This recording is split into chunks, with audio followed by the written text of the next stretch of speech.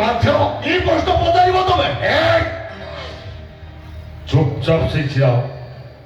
দিটা সন্ধ্যার ভিতরে মঝিরে বসিବାକୁ চেষ্টা কর না রক্তাক্ত হয়েଯିବ ওই সামনে তুমি সাগরକୁ ଧମକ ଦେଇପାରିବନି ଧମକ ସିନା ଧମକ ଏ କୁକୁଡ଼ା ମାଙ୍କଡ଼ ଗୁଡ଼ାକୁ ଧମକ ଦେବାକୁ ପସନ୍ଦ କରେ ସେମାନେ ଭିତରେ ରହି କଥା କୁହ ଜମିଦାର ବାବୁ ଏମାନେ ତ ଧମକ ଗୁଡ଼ାକ ଖର୍ଚ୍ଚ ପଇସା କି ମାନେ ମାନେ ସହ ଥିଲା ମୋ ସ୍ତ୍ରୀ ଗର୍ଭବତୀ ପିଲାଟାକୁ ନଷ୍ଟ କରିଦେଲେ ତମ ଝିଅ ସହିତ ମୋ ପୁଅର ବାହାଘର କରିଦେବ ଅତି ନୃଶଂସ ଭାବରେ ତମେ ମୋ ପିଲାଟାକୁ ନଷ୍ଟ କରିଦେବ ଏବେ କଣ ଏ ବାପ ମା ନଥିବା ବା ଜାରଦ ସହିତ ବାହାଘର କରିଦେବ ବସିଛ ଯଦି କରିବା ଥିଲା ତାହେଲେ କଣ ପାଇଁ ମୋ ସ୍ତ୍ରୀ ଗର୍ଭବତୀ ପିଲାଟାକୁ ନଷ୍ଟ କରିଦେବ କଣ ପାଇଁ ନିଷ୍ପତ୍ତି ବଦଳାଇଦେବ ଆରେ ବା କୁଡେ ଉଜୁଡା ସଂସାର ପ୍ରତି ସ୍ନେହ ଗୁଡାକ ଖାଲି ଖାଲି ହେଇଯାଉଛି କୁଡେ ବିଧବା ସ୍ତ୍ରୀ ଆଉ ବିଦ୍ରୋହୀ ପୁଅ ପ୍ରତି ମମତା ଗୁଡା ଖାଲି ଫାଟି ହେଇଯାଉଛି କାହିଁକି ଆମ ବାପା ବର୍ଷାର ସଦା ଶୀତର କନ୍ଥା ଜମିଦାର ଅହଙ୍କାର ବନ୍ଧ ହୋଇ ମୋ ସ୍ତ୍ରୀ ମୋ ପୁଅକୁ ସିନା ଘରୁ ବାହାର କରିଦେଇଛି ହେଲେ ତାଙ୍କ ସହିତ ମୁଁ ସମ୍ପର୍କ କାଟିନି ବିଶ୍ୱାସ କର ଜମିଦାର ବାବୁ ତମକୁ ଦେଖିଲେ ମତେ ଭାରି ଦୟା ଲାଗୁଛି କାହିଁକି ନା ତମେ ଏବେ ଜମିଦାରରୁ ଗୋଟେ ଶଙ୍ଖା ସିନ୍ଦୁର ନଥିବା ସ୍ତ୍ରୀର ସ୍ୱାମୀ ଆଉ ବାପା ବୋଲି ଖାତିର କରିନଥିବା ଗୋଟେ ଚୋରର ବାପା ବିଶ୍ୱାସ କର ତମ ମୋର ଏ ପୁତ୍ର ପ୍ରେମ ସ୍ତ୍ରୀ ପ୍ରେମ ମତେ ଆଦୌ ଭଲ ଲାଗୁନି ନା ମତେ ଭଲ ଲାଗୁନି ମ୍ୟାଡାମ ଏ ବାପ ପୁଅର କୀର୍ତ୍ତି ଶୁଣି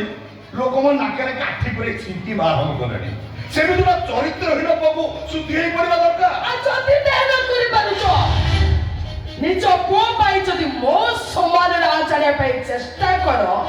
ଦରକାର ପଡ଼ିଲେ ମୋ ସମାନ ପାଇଁ ତମର ସେ ପୁଅଟାକୁ ମୁଁ ମର୍ଡର କରିଦେବି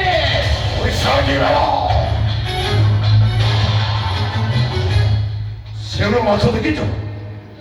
ମା ଶେଉଳଟା ତା ଛୁଆକୁ ଖେଳେଇବାର ଦେଖିଛ ମା ଶେଉଳଟା ଛୁଆ ମାନଙ୍କ ପାଖରେ ନଥାଏ କିଛି ଦୂରରେ ଲୁଚିକି ଥାଏ ହେଲେ ତା ଦୃଷ୍ଟିଟା ତା ଛୁଆ ମାନଙ୍କ ଉପରେ ଥାଏ ତା ଛୁଆ ମାନଙ୍କୁ ଯିଏ ଶିକାର କରିବା ପାଇଁ ଚେଷ୍ଟା କରେ ମୋ ଶେଉଳଟା ତାକୁ ମାରି ଦେବା ପାଇଁ ବାଧ୍ୟ ହୁଏ ମା ଶେଉଳ ବିଷୟରେ ତ ମତେ କହିଲ ମୁଁ ଶୁଣିନି ମା କୁମ୍ଭୀର କେମିତି ତା ଛୁଆ ଗୁଡାକୁ ବଞ୍ଚାଏ ସେଇ ବିଷୟରେ ମୁଁ କହୁଛି ଟିକେ ମନ ଦେଇ ଶୁଣ ମା କୁମ୍ଭୀରରେ ତା ଛୁଆ ଗୁଡାକୁ ବଞ୍ଚେଇବା ପାଇଁ କାପର ସମୟରେ ଘାସ ବୁଦା ଭଳି ଲୁଚି ରହେନି ପରେ ତା ଛୁଆ ଗୁଡାକୁ ତା ଦାନ୍ତରେ କାମୁଡି ପାଣିର ସ୍ରୋତର ପ୍ରତ୍ୟେକ ଭିତରକୁ ଛାଡି ଦିଏ ଯୋଉ ଛୁଆ ଗୁଡାକ ସ୍ରୋତ କାଟି କାଟି ଆଗକୁ ଯାଆନ୍ତି ସେଇ ଛୁଆ ଗୁଡାକ ବଞ୍ଚନ୍ତି ଆଉ ଯୋଉ ଛୁଆ ସ୍ରୋତ କାଟି ଆଗକୁ ନ ଯାଇ ପଛରେ ପଡିଯାଏ ତାକୁ ଆଉ କେହି ନୁହଁ ନିଜେ ମା କୁମ୍ଭୀର ହିଁ ମାରିଦିଏ ମୋର ବି ଠିକ ସେଇ ଚିନ୍ତାଧାରା ଆରେ ଯୋଉ ପିଲା ଗୁଡାକ ବାପା ମା ରହିଲେନି ସେମାନଙ୍କୁ ସିଧା ମାରିଦେବା ଦରକାର ଆଉ ତମ ଜାଗାରେ ଯଦି ମୁଁ ହିଁ ଥାନ୍ତି ତାହେଲେ ତମର ସେ କୁଳାଙ୍ଗାର ପୁଅଟାକୁ ମୁଁ ସିଧା ଗୁଳି କରିଦେଇଥାନ୍ତି ସେ ମୋ ପୁଅ ଏ ଜମିଦାର କାଳିଶଙ୍କର ଭକ୍ତରାଜର ପୁଅ ସେ ବରଂ କୁହ ରୂପାର ସରଙ୍ଗ ନଥିବା ଗୋଟେ ପଳାଶ ଫୁଲ ଗୋଟେ ଦୂଷିତ ଜମିଦାର ବଂଶର ଦୂଷିତ ଉତ୍ତରାଧିକାରୀ ମାନେ ତମ ଝିଅ ସହିତ ମୋ ପୁଅର ବାହାଘର କରିବ କି ପ୍ରଶ୍ନ ଉଠୁନି ମୁଁ ନିଷ୍ପତ୍ତି ନେଇଛି ମାନେ ଏଇ ସାଗରରେ ହିଁ ମୋ ଜ୍ୱାଇଁ ହବ ଆରେ କଥାଟା ବୁଝୁନ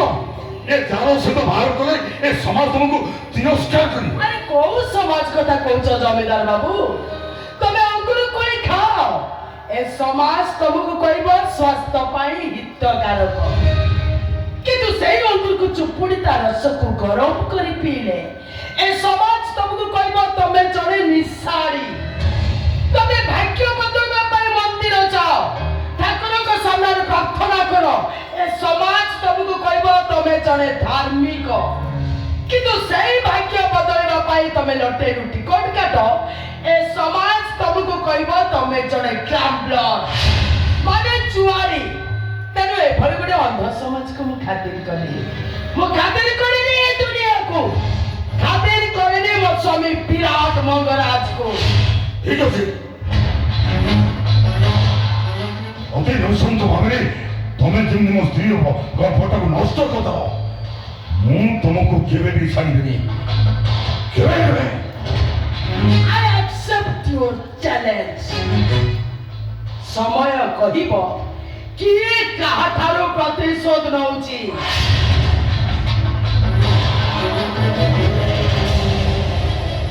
ଠିକ ଅଛି, ଯୁଦ୍ଧ ହବ, ଭୟଙ୍କର ଯୁଦ୍ଧ। ଯୋଉ ଯୁଦ୍ଧରେ ତମ ଜୀବନରେ କାଳ ବୈଶାଖ ଆସି ମୁଁ ତମ ଜୀବନଟାକୁ ନଷ୍ଟ ଭଷ୍ଟ କରିଦେବି। ୟେସ୍,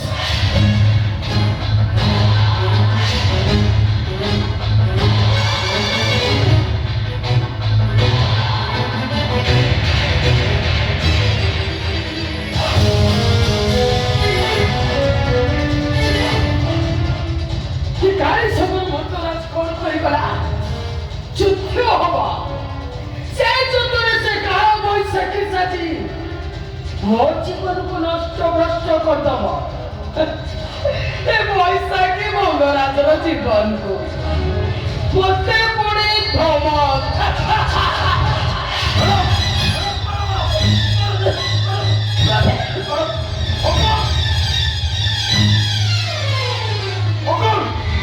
କାଲି ସହିତ ମନ୍ଦାର ସହିତ ରାଧା ବାହାରେ ଯୁକ୍ତି କରୁଥିଲେ, ହଠାତ୍ ପେଟ ପକେଇ ଚିତ୍କାର କଲେ।